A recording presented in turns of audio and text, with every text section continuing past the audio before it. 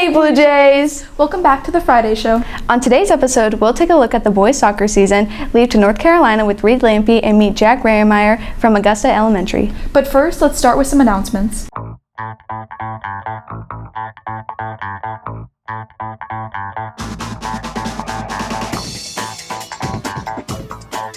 If you are interested in applying for Four Rivers Career Center for next year, scan the QR code and apply now. Deadline for applications is January 10th. Four Rivers is having an open house Tuesday, December 3rd, between 5 and 7 p.m. All are welcome. Student Council is hosting a blood drive during school on November 26th. Anyone 16 and older may register to donate and save a life. Student Council will meet on November 5th at 7:50 in room 2504. All are welcome. So far, season's been going great so far.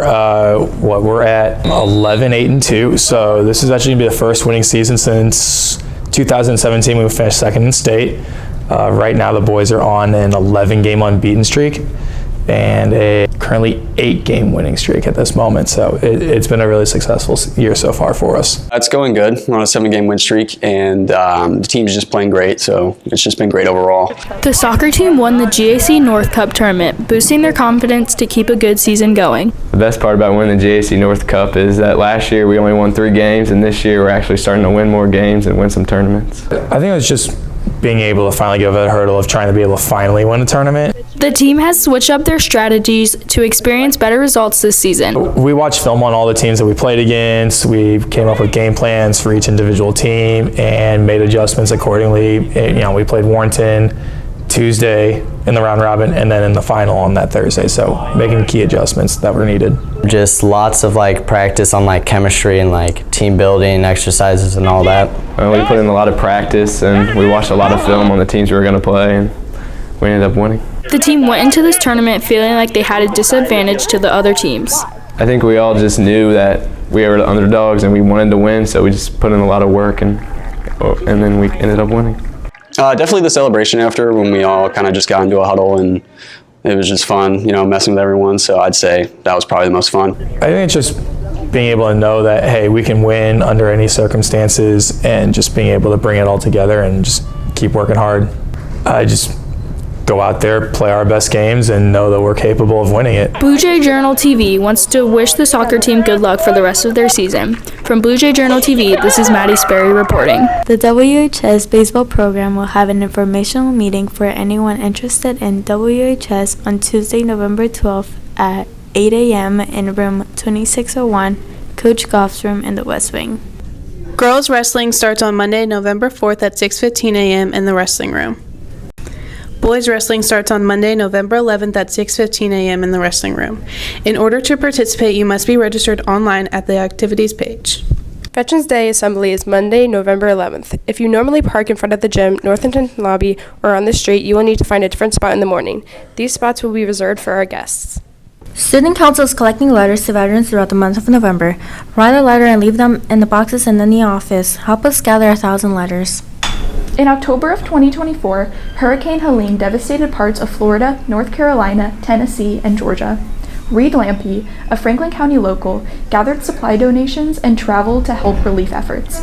Presley Kaiser has the story. In October 2024, Hurricane Helene caused massive devastation and destruction in parts of North Carolina, Florida, Georgia, and Tennessee. Seeing this motivated Reed Lampe to gather donations of supplies and help with relief efforts. So I'm a volunteer firefighter with Washington, and I own this place, so I kind of have a unique opportunity where I can leave and be gone for a period of time. I've gone on a couple of trips like this. This is by far the biggest one I've done. He collected donations for the victims via Venmo, cash, and in-person drop-off items to his shop. We raised, I think it was $19,640 just in cash donations. So we'd come across a lot of people, and just give them, a couple grand cash or whatever, and you'd see 80-year-old men start tearing up, and they think it's fake money or they start laughing or whatnot, but it's kind of like them shows you see on YouTube and stuff. It's real. And I couldn't believe it, and that's kind of when people started asking for my Venmo, be like, oh, 500 here, 3,000 here, 1,500 here, and all throughout the whole time I was out there, it was coming in too. The people out there are awesome, and even though they've lost so much, they're still super friendly. They're really humble. They don't want to take your help, so it kind of takes a while to get them to open up, to where they'll actually take your help or your donations or things like that. He knew the devastation was bad, but seeing it firsthand shed a new light on the tragedy. Overall, it was really good. There's a lot of bad stuff out there, but I think we did a lot of good. Some of the people that we'd come across that lost everything. A lot of people out there don't have flood insurance, because it's the mountains, and so their houses were destroyed. They have nothing, no money coming in. When we first went out there, we didn't have a plan or anything. We had one place, it was like a summer camp. They were letting volunteers stay in the cabins, and so we went out there and worked with them for the first day. And they weren't doing anything too, crazy. They were kind of cleaning up a campsite where a bunch of campers had got washed away. Me and my buddy Andy that went with me, we were kind of like, yeah, we're gonna, not that this isn't important, but we're gonna move on and kind of start handing out these supplies we've got and see what else we can find. So that first day, we found Frank. Frank was a 78-year-old man, had lived in this house his whole life. It's a 2-story brick house from the 1800s, and it was completely underwater up to the second floor. And so we kind of just pulled up. We're like, hey, you guys need anything? What can we do to help? And we went inside and helped them for a little bit. They were shoveling mud out of the basement bucket by bucket, and they had already ripped all the plaster out. And one guy in the back was like, oh, we'll take, $100 bill. And I was like, oh, that's funny. So I gave him $2,000, and that's the first guy. And he was like, oh, I thought it was fake money. It turns out he didn't tell us, he didn't mention it, but later on, someone else we met that knew him said he had real bad cancer, and he was driving to town every day, for cancer treatments, and he couldn't really afford it. So that was pretty awesome to find that out after the fact. From Blue Jay Journal TV, this is Presley Kaiser reporting. Remember to stop by the math department display case to check out the puzzle of the month. Join and come taste food from France, Spain, Kazakhstan, Mexico, and Germany. Tuesday, November 12th. Due to a poor growing season, Augusta Elementary was unable to have their annual pumpkin picking at the local pumpkin patch. Student Jack Raymeyer wanted to ensure his peers were still able to have this experience. Brock Thompson brings the story to you. So it was a very bad year, and we weren't going to get any pumpkins. That made me very sad, but then it gave me an idea for us to bring pumpkins in. We get pumpkins every year from Centennial Farms, and this year they were not able to give those to us because of the bad weather that they experienced. So we explained that to the kids, and we were like, they can be okay with not having pumpkins. That's okay, it's a part of life. And we explained to them that's part of having crops. Sometimes they don't always work out the way that you want them to. And so basically, we were gonna say, learn from this experience. We're just not gonna get pumpkins this year. But then Jack came up with the initiative, and that's what we want our kids to do, is to think outside of the box. Came up with the initiative and started the initiative in order to get these pumpkins to everyone. First it was more just his class, but it just kind of rolled from there. It made me feel excited. I was really happy that I got to help the school out. I feel like it makes what I just did made the classmates so much. They were so sad when they heard that news, and then like a week after, they were happy. They were surprised. It made me feel really good. Because, well, for our kids, we want them to always think of others and others' needs. And if you see a need, you fill a need, and that's exactly what Jack did.